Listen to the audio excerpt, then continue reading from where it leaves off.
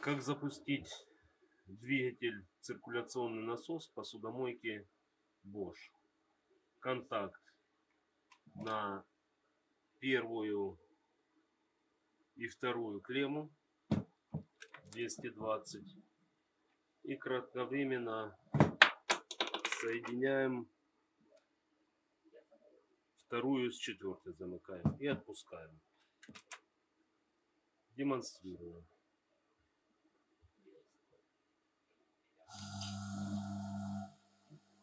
Все, пошел. Крутится. Все работает.